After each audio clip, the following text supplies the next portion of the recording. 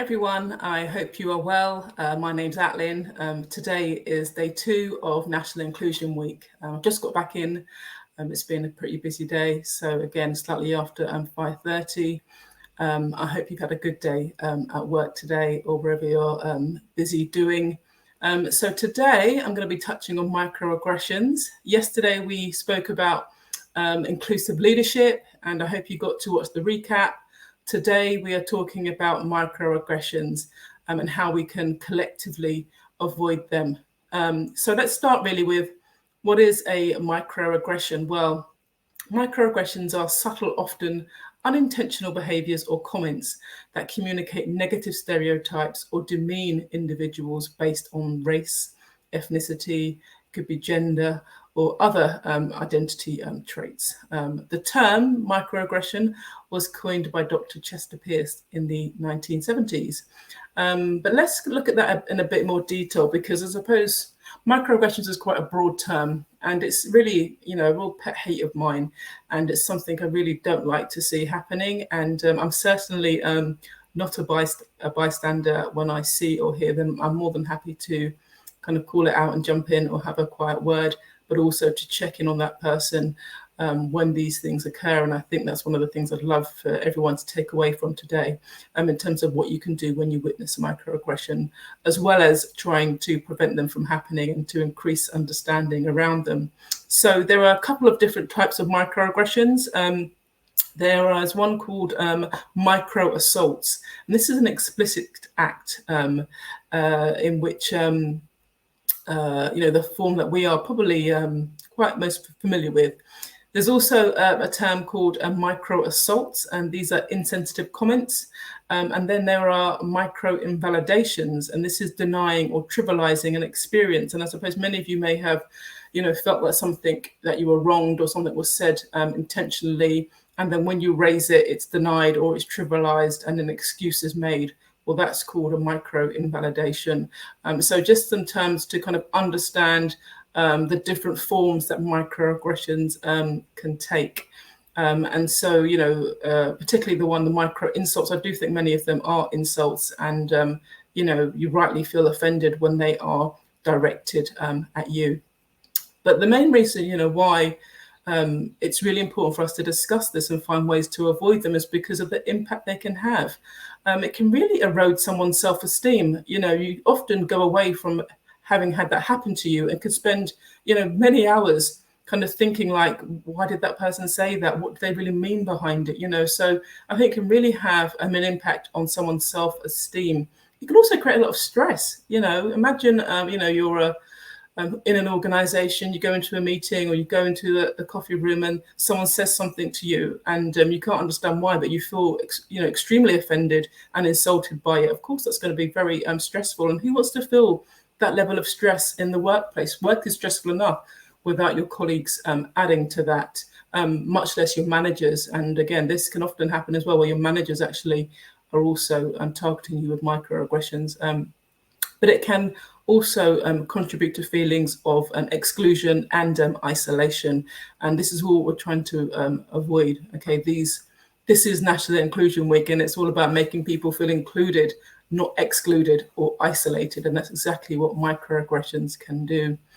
It also can perpetuate stereotypes. A lot of the microaggressions, as I mentioned before, can be based on gender, ethnicity, race, sexuality, height, hair color, whatever it may be.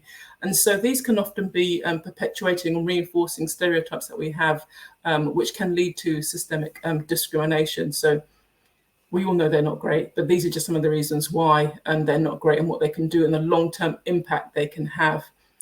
So in addition to how it can impact the individual, it can also impact your organization and your workplace. It creates a toxic environment. Microaggressions are poison for workplace culture, and we're all about creating inclusive, positive, productive workplace cultures where people can perform at their best and help your organization to be profitable. And so, having microaggressions is really going to work against that, and you're going to be having a toxic environment in the workplace. You've also got the risk of legal and reputational risks. Microaggressions, if left, can lead to legal consequences, tribunals, etc., which obviously would have an impact on your organization's reputation. So from a risk perspective, there's another good reason to try to avoid microaggressions in the workplace. But also it hinders diversity and innovations. Microaggressions encourage diversity and stifle innovation. Discourage diversity and stifle innovation. It makes you feel like you don't belong there. So it's ultimately harming the organization's growth, because all that great talent that you have, if they're experiencing microaggressions, they're not going to be performing at their best, and they're certainly not going to want to be staying with the business, especially if it goes unchallenged. And so, we can, use a few examples. People may say, if you've got, may make the presumption that if you're not from the UK or you have an accent, that they may presume that maybe you're not so intelligent. They may say something in a meeting that they could reference that, or we've all heard the saying, where are you really from? I'm from the UK. I was born here. Just because I look different, I don't want you to infer that I'm not actually from the UK. Other things could be in meeting scenarios, someone could be about to speak, and then someone speaks over them and answers the question on their behalf, presuming that maybe they're not going to answer it correctly, or, their opinion's not validated. These are small things, but, they are microaggressions and need to be recognized for what they are. And what you will find is that if it happens once, people can maybe overlook it. But quite often the people that are doing these, the aggressors, can be renowned. And so it's a case of, as it's repeated, different types of microaggressions are happening. These things can really grate on people and create that long-term impact. Those are just a few examples, but I'm sure, if you have any, please do share them in the comments, because I think for people who maybe unintentionally are doing this, I think it's really good for them to understand and see the examples, but also to understand how it has made that person feel. So what can we do about it? I mentioned earlier about, I am definitely not a bystander. I urge all of you not to be bystanders either. We encourage everyone who sees or hears a microaggression to speak up, to intervene respectfully. This person who's done this is being very disrespectful, and we don't want to align ourselves with that. So when we intervene, we always intervene respectfully and offer support to the target as well. So again, I said you address the person maybe who's done it, or maybe you speak to the target first, check how they are, and maybe later on mention it to the person and how they made the other person feel.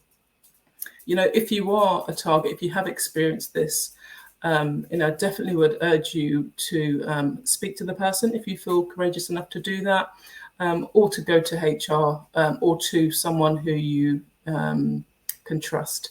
I think, when it comes to microaggressions, allyship is really important. And this is about, the bystander, but also the target feeling that they've got allies that they can go to and speak to about this situation.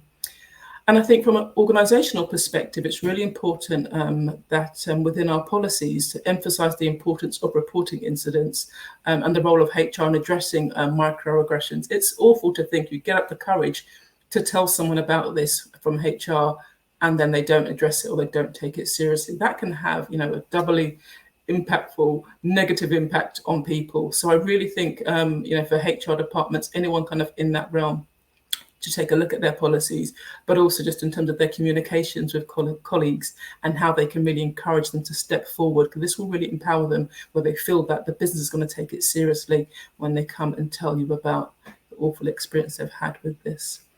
So I'm not going to speak for too long today, but just the key takeaways for today's National Inclusion Week catch up. The first one is recognizing microaggressions. Be aware of subtle harmful behaviors and comments, even if they are unintentional. Just because it's unintentional doesn't excuse the behavior. The person on the receiving end, it's their feelings that we need to consider. And if you are called out, if it is unintentional, you didn't mean it, just own it, apologize, say you really didn't realize it, you're not going to do it again, and do whatever it takes to make that person feel better. But I don't think kind of denying it and trying to step away from it. Acknowledge what you did, acknowledge what you said, and say you hadn't realized how it would make that person feel, but also that, you're not going to do that again, So I think recognizing microaggressions is really important. The The second takeaway is speaking up. Encourage bystanders to be allies, to intervene and to support targets when they witness microaggressions. This is really important, and I think it really brings about a culture of allyship within your organisation when you encourage people to do this. And I think those people who are considering these microaggressions may think twice if they know they're going to get called out, not only by the target, but potentially other people that are in the room too. And then lastly, let's foster inclusivity, promote a workplace culture that values diversity and actively works against microaggressions. If the people in the business know this is unacceptable behaviour, they're very unlikely to do it in your business. I hope you guys have found this helpful. Please join me tomorrow. I'll be back online again between 5:30 and 6:30, and I'll be talking about another interesting topic that's going to help us to build inclusion. Do please leave a comment. I'd love to see your thoughts on inclusive leadership and on microaggressions. If you've got any tips, please share them. I look forward to seeing you all tomorrow. Have a great evening.